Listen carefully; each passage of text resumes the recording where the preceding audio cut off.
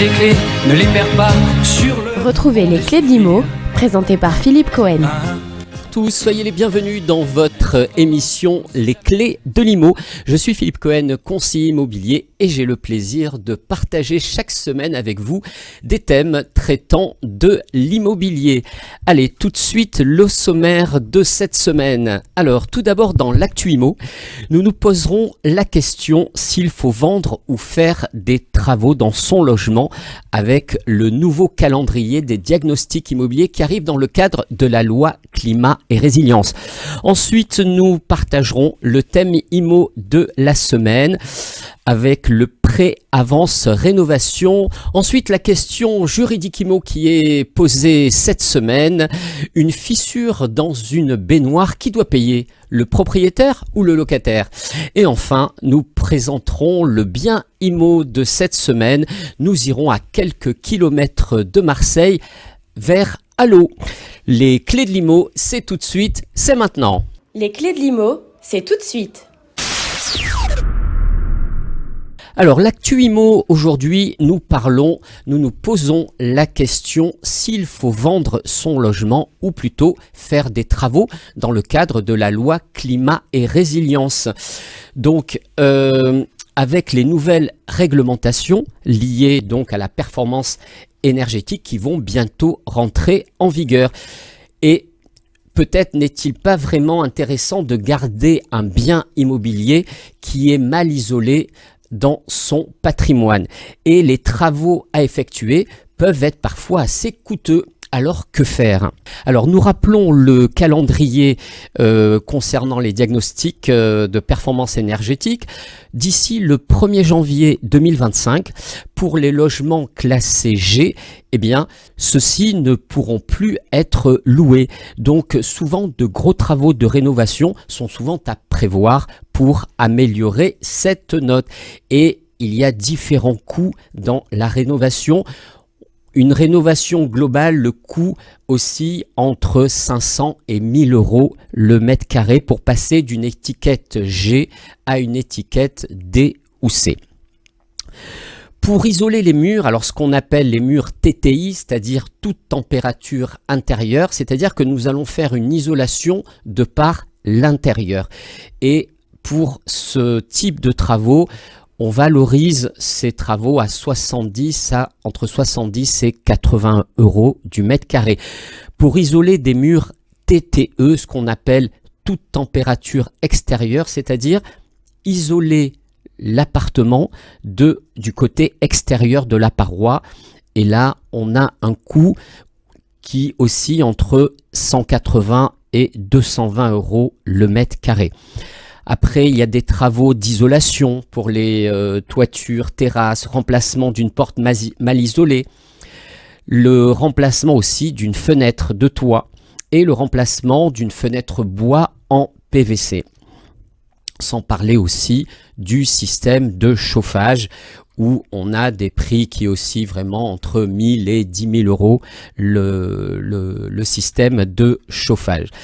Alors, l'étude aussi qui a été réalisée par Se Loger, démontre qu'un logement en passoire thermique classé G ou F se vend en moyenne 3 à 5% moins cher que ceux qui sont notés C, D ou E.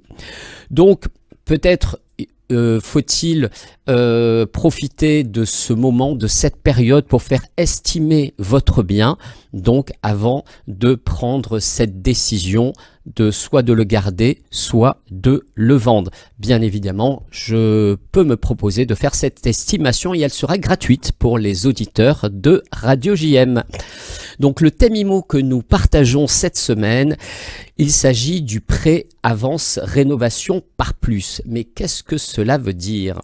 Eh bien, c'est pour faciliter la transition énergétique en immobilier que le gouvernement a adopté, c'est tout récent, depuis septembre 2024, un décret relatif au, ouvrez les guillemets, l'appellation est la suivante, c'est le prêt avance rénovation, le prêt avance mutation ne portant pas intérêt. Qu'est-ce que ça veut dire?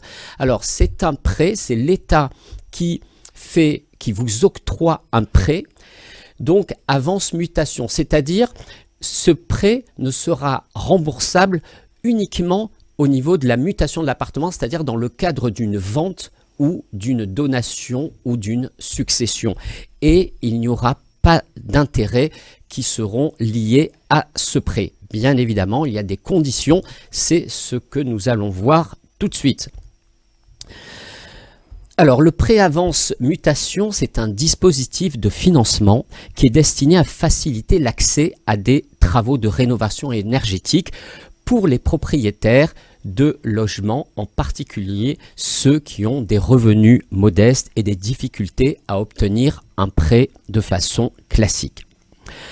Ce prêt se distingue par son mode de remboursement unique puisque le capital emprunté est remboursé non pas par mensualité, mais uniquement au moment de la vente du bien ou de la transmission, donc dans le cas d'une donation ou d'une succession.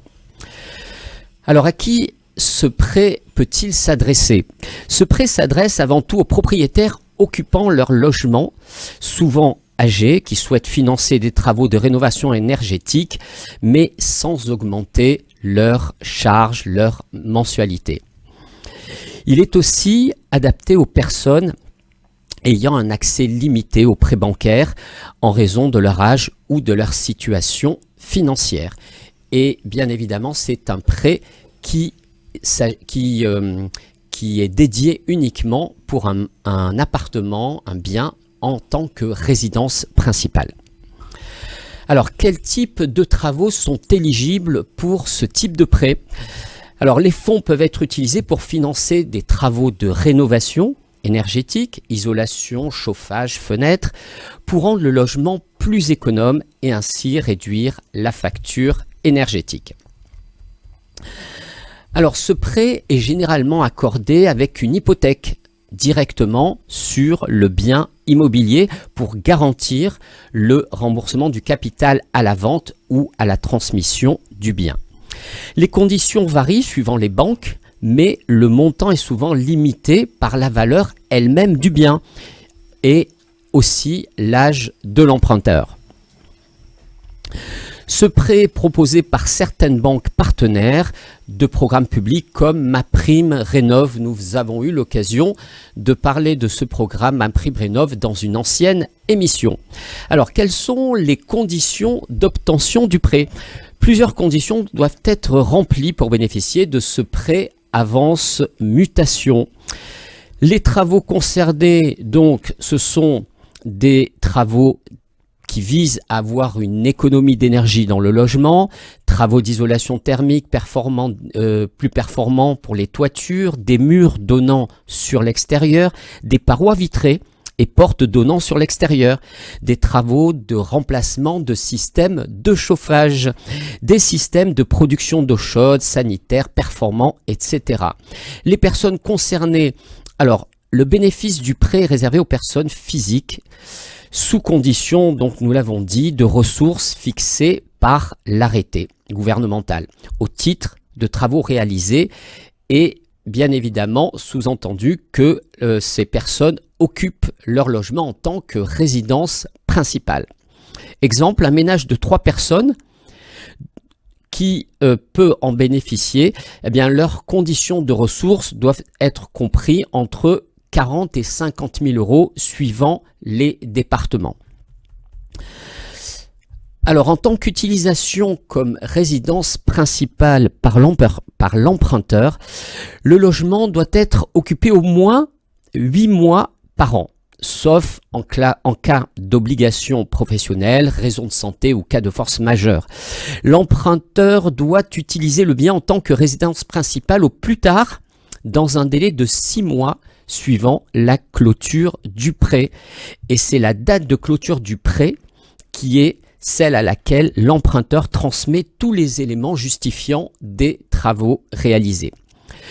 Le délai se calcule par la date d'octroi du prêt avance mutation ne portant pas intérêt et cette date correspond à la date de l'émission de l'offre du prêt.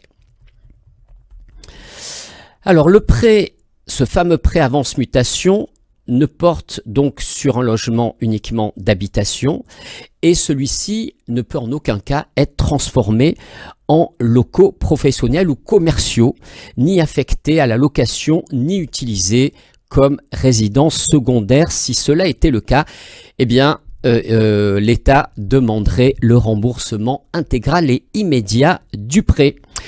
Et bien évidemment, il y a des contrôles et des sanctions dans le cadre de ce prêt. C'est le ministère de l'économie donc et du logement qui est en charge de contrôler les conditions d'application du prêt avec tout un panel d'amendes qui sont en l'occurrence fixées. Donc il y a une liste d'établissements financiers qui sont partenaires de ce programme. Donc ces partenaires financiers sont habilités à accorder ce prêt qu'on appelle prêt-avance mutation ne portant pas intérêt et qui ont signé une convention avec l'État. Alors le montant du prêt, il est égal au montant des dépenses donc inhérentes aux travaux dans la limite d'un plafond.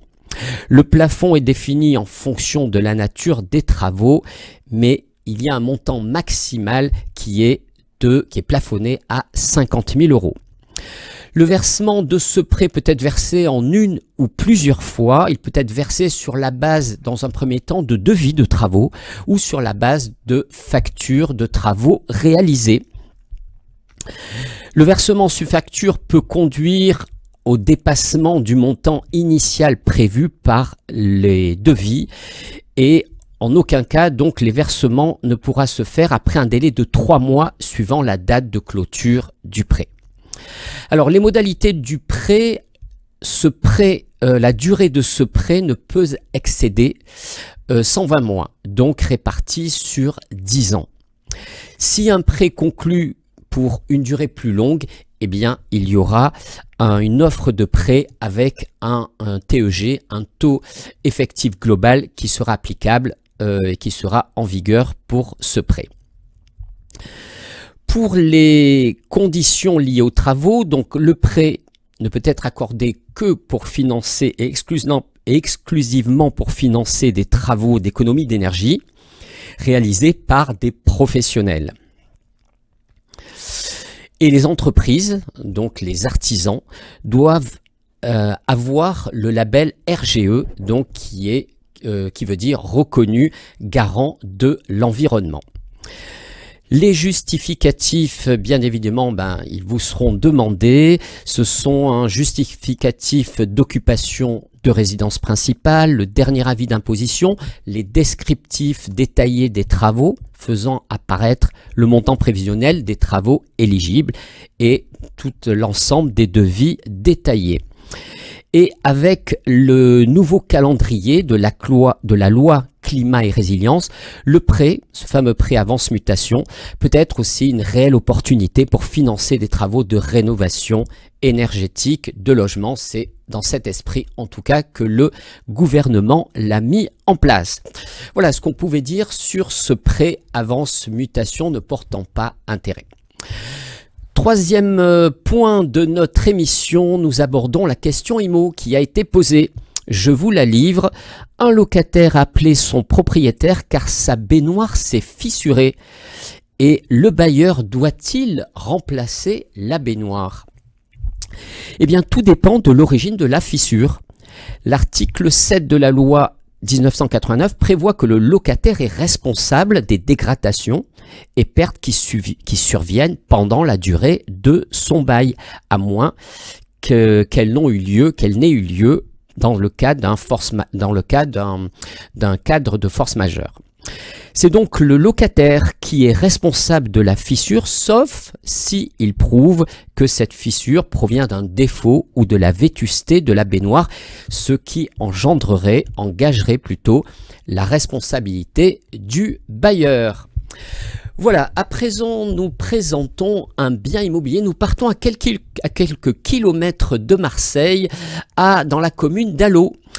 Et dans cette commune, nous avons dans le quartier Piédauterie, pour ceux qui connaissent, tout proche de la piscine municipale, nous avons une résidence composé uniquement de maisons individuelles. Et là, nous proposons cette semaine à la vente une belle maison, donc sur 2 niveaux, ce qu'on appelle en R+1, une maison de 100 mètres carrés, qui est donc dans cette résidence.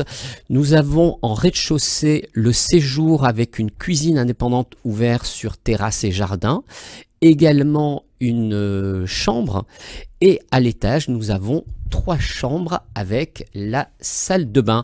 Il y a un très joli visuel depuis le premier étage, depuis les chambres. Cette maison est proposée au prix de 360 000 €. Voilà ce que je pouvais vous dire cette semaine. Je vous remercie à toutes et à tous de votre écoute, de vos questions, de vos encouragements.